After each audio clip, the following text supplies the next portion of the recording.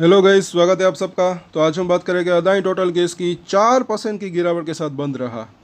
आज तो जो अगर देखें तो मार्केट में भी अच्छी खासी गिरावट थी, निफ्टी की बात करें। लेकिन सबसे बड़ा सवाल है कि क्यों ये इतनी ज़्यादा गिरावट आई। कई बार जो है हमें कमेंट्स आए हैं। सबसे पहले तो जो है मुझे ऐसा लग रहा है कि अब इसके जो है Q2 के जो रिज़ल्ट है वो परसों है। तो शायद ये हो सकता है कि रिज़ल्ट जो है थोड़े से कमज़ोर रहा। और बाज़ार जो है कई बार ऐसा होता है कि वो पहले से ही जो है कुछ बातों का एक प्रिडिक्शन लेने की कोशिश कर रहा हो, ये हो सकता है। लेकिन और भी कुछ हम बात करेंगे, वो हम अब ज़रूर देखें। पहले हम चार्ट की यहाँ पर बात कर लेते हैं। RSI की बात करें तो काफ़ी ज़्यादा ओवरसोल्ड, एक्सट्रीमली ओवरसोल्ड हो चुका है, तो वो भी ज़रूर देखेगा। और सपोर्ट और रेजिस्टेंस क्या हो सकते हैं वो हम देखेंगे। 700 का सपोर्ट भी तोड़ दिया आज के दिन, तो अगर देखें आगे हम देखते हैं। सबसे पहले तो जो है इसके अंदर एक ये अपडेट आई है, यहाँ पर अब देखिए आज ही का बिल्कुल ये अपडेट है कि चेंज इन, यहाँ पर अगर देखें कि change in directorate of the company, तो जो डायरेक्टर है उनको जो है चेंज हुआ है। तो ये जो है यहाँ पर इसकी अपडेट है कंपनी की। यहाँ पर अगर देखें पहले ये क्या थे, Naresh Kumar Nayyar ceased as an independent director of the company effective from close of business hour, यानी कि आज ही की बात है। मतलब कि आज नहीं बल्कि कल की बात है। ये कल की जो है अपडेट है, कल देर शाम को शायद आई थी, कल वो रह गया था। उसके बाद जो है दूसरे जो है वो आए हैं। यहाँ पर अगर देखें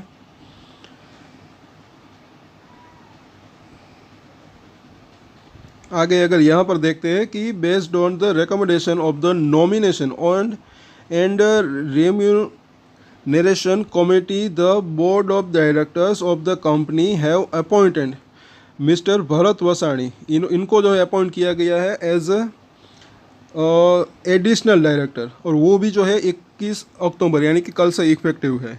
तो ये जो है कंपनी की अपडेट है। डायरेक्टर जो है वो इसके बारे में यहाँ पर change in directorate of the company, और ये मतलब कि ये अगर देखें तो पूरी जो है ये कंपनी की यहाँ पर बात हो रही है। अब यहाँ पर चार्ट के ऊपर चर्चा करते हैं।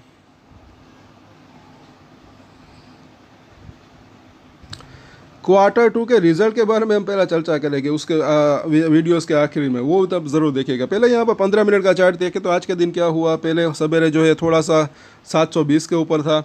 उसके बाद जब बाज़ार के अंदर गिरावट आई, इनको भी एक मौका मिल गया गिरने का, गिरावट आई और यहाँ पर अगर देखें बेयर्स हावी हुए और 700 से भी नीचे आकर ये बंद हुआ।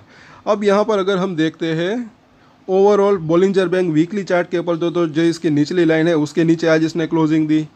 साथ साथ डेली चार्ट के ऊपर जो देखा है तो यहाँ पर भी 703 के आसपास, उसके भी नीचे इसने क्लोजिंग दी। और ऐसी सिचुएशन ज़्यादा दिन तक नहीं रह सकती, ये भी यहाँ पर ना भूलें। अब यहाँ पर ज़रा देखिए RSI को 21 के आसपास पहुँच चुका है। तो अब इसके ऊपर आप चाहे तो अपनी नज़र बना के रख सकते हैं।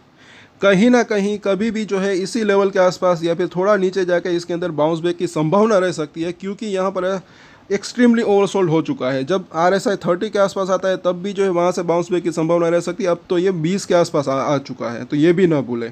और हम यहाँ पर बात कर रहे हैं शॉर्ट टर्म की। अब यहाँ पर ज़रा देखें पहले तो इसके रिज़ल्ट को। तो यहाँ पर हो क्या सकता है कि ये जो धीरे धीरे कर यहाँ पर साल दर साल देखें, इस साल जून की अगर बात करें तो जो थोड़ी बहुत ही ग्रोथ आ रही थी, यहाँ पर अगर देखें नेट प्रॉफिट भी थोड़ा सा बड़ा था। पिछली बार भी अगर देखें मार्च क्वार्टर के अंदर तो उसके अंदर भी जो है इसका रेवेन्यू बढ़ा था। साल दर साल अगर देखें प्रॉफिट भी जो है 98 करोड़ से बढ़कर 168 करोड़ रहा था। वो थोड़ा सा जो है कमज़ोर रह सकता है इस क्वार्टर की अगर बात करें तो, ऐसा मुझे फ़िलहाल यहाँ पर लग रहा है। क्योंकि बाज़ार का हो सकता है कि उस वजह से जो है ये थोड़ी सी गिरावट अभी आई है, इसके अंदर ज़्यादा थोड़ी सी आई है। वैसे अगर देखें तो कंपेयर करें दूसरे मिड कैप और स्मॉल कैप से, तो ये भी ना भूलें कि अभी ये जो है 800 रुपये के आसपास से जो है अभी 700 रुपये के आसपास आया है। तो ज़्यादा गिरावट उस तरीके से नहीं आई। जिस शेयर के अंदर ज़्यादा तेज़ी आई थी उसके अंदर गिरावट भी अच्छी खासी आई है। आप चाहे तो देख सकते हैं कई मिड कैप और स्मॉल कैप PSU की अगर बात स्टॉक्स की बात करें तो। लेकिन इसके अंदर अभी पिछले दिनों में ज़्यादा जो है तेज़ी नहीं आई थी, तो ज़्यादा गिरावट भी नहीं आई फ़िलहाल। लेकिन फ़िलहाल अगर हम देखते हैं ओवरऑल, अगर सितंबर क्वार्टर की बात करें तो पिछले साल जो है 1100 करोड़ के आसपास का रेवेन्यू था। हो सकता है कि या तो फ्लैट एक्स जो इसका रेवेन्यू रहे या फिर थोड़ी सी इसके अंदर बढ़ोतरी देखने को मिले। और ये जो प्रॉफिट था इसके अंदर जो मतलब कि थोड़ी सी या तो मतलब कि कम हो सकता है, या तो जो है ओवरऑल इनके बराबर ही प्रॉफिट हो सकता है। तो उम्मीद से थोड़े से कमज़ोर रिजल्ट आने की संभावना रह सकती है। ये जो है क्वार्टर ऑन क्वार्टर रिजल्ट है, ये इसका सेल्स यानी कि रेवेन्यू और नेट प्रॉफिट, इसको आप देख सकते हैं। इंटरेस्ट अगर देखें तो काफ़ी कम, ये चीज़ यहाँ पर ये भी ना बोले पॉजिटिव दिख रही है कि कंपनी के ऊपर कर्जा जो है, देखिए मुझे ऐसा लग रहा है कि दूसरी अदानी ग्रुप की कंपनियों के मुकाबले कम यहाँ पर दिख रहा है।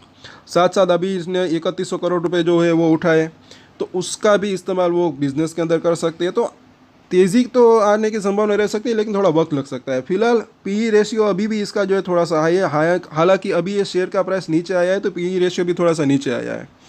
सो ओवरऑल अगर देखें तो आगे चलकर अर्निंग बढ़ती है तो शेयर के अंदर तेज़ी की संभावना रह सकती है। अब यहाँ पर ज़रा देखें, साल दर साल जब हम इसको देखते हैं तो लॉन्गर टर्म की बात करते हैं, इसलिए यहाँ पर ये चीज़ दिख रही है कि रेवेन्यू भी अगर देखें तो अच्छा खासा यहाँ पर बढ़ता हुआ दिख रहा है। प्रॉफिट भी अगर देखें यहाँ से अगर शुरुआत करेंगे तो अच्छा खासा बढ़ता हुआ दिख रहा है। मल्टीप्लाई अगर देखें तो इसका प्रॉफिट और रेवेन्यू हुआ है। तो इस वजह से यहाँ पर ऐसा लग रहा है कि वक्त लग सकता है, लेकिन तेज़ी की संभावना तो रह सकती है। और यहाँ पर अगर हम देखें, हाँ साथ साथ एक चीज़ और है कि अगर बीच में कुछ पॉजिटिव सरप्राइज न्यूज़ आ जाए तो इसके अंदर जल्दी भी तेज़ी आ सकती है। ये भी ना बोले, मोमेंटम की अगर बात करें, एक मोमेंटम पकड़ सकता है। और अब इसके सपोर्ट और रजिस्ट्रेशन हम देख लेते हैं, जो कि काफ़ी यूज़फुल रह सकते हैं, क्योंकि इसने मेजर सपोर्ट एरिया जो कि 700 रुपये का लेवल था वो तोड़ा। और जो हम बात कर रहे हैं शॉर्ट टर्म की कर रहे हैं, बाद में जो मतलब कि 10-15 दिन की बात करें तो तब इसके सपोर्ट और रजिस्ट्रेशन हर वक्त जो है वो चेंज होते रहते हैं। ये भी ना भूलें, क्योंकि कहीं मतलब कि ये चीज़ समझने लायक है। हर दिन हर वक्त अगर देखें तो स्टॉक मार्केट की बात करें तो वो बदलता रहता है। कुछ टाइम बाद जो है सपोर्ट और रजिस्ट्रेशन वापस से बदल सकते हैं, चाहे ऊपर की तरफ चाहे नीचे की तरफ। शॉर्ट टर्म की बात करें तो आज सपोर्ट जो है 700 का तोड़ा है। एक तो देखिए मुझे ऐसा लग रहा है कि अगर कल के दिन बाजार संभलता है तो यहीं से बाउंस बैक आ सकता है। अदरवाइज पहला सपोर्ट एरिया जो इसका दिख रहा है 680 रुपये के आसपास का जोन, उसके नीचे जो है अभी 650 रुपये के आसपास का जोन, 650 से लेकर 655, ये दो सपोर्ट जोन इसके जो है दिख रहे हैं। वैसे यहाँ तक जाने की संभावना लगातार तो कम हो सकती है, इसी लेवल के आसपास या फिर 680 के आसपास से ही इसके अंदर बाउंस बैक आ सकता है। बाउंस बैक आता है तो सबसे पहला रजिस्ट्रेशन की अगर बात करें तो अब की जो वो सपोर्ट था वो रजिस्ट्रेशन हो सकते हैं। पहले 710, उसके बाद जो है तकरीबन 730 से लेकर 750 का जोन, ओवरऑल यहाँ पर नज़दीकी रजिस्ट्रेशन की बात हम कर रहे हैं। और उसके बाद ये 750 क्रॉस होता है तो फिर 820 850 तक जाने की भी संभावना रह सकती है। तो इन सभी सपोर्ट और रजिस्ट्रेशन के ऊपर नज़र रख सकते हैं।